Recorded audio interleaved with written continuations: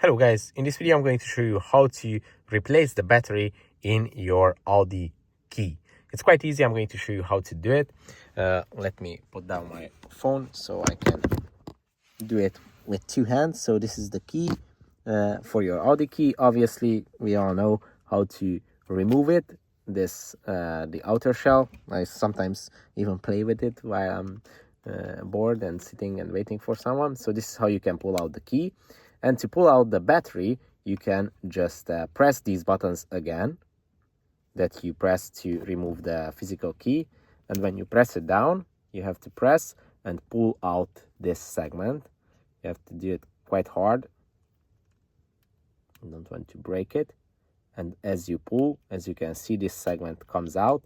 And this is where you have your battery. And you can just replace it. This is a normal flat battery.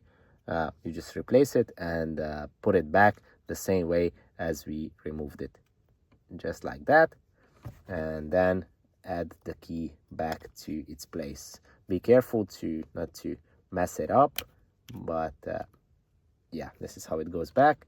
Then put the key back and click it back into its place, but I think I might have put it in the wrong direction. Yeah, so this is how we put it. Sorry, that was my bad. Just like that. Cheers.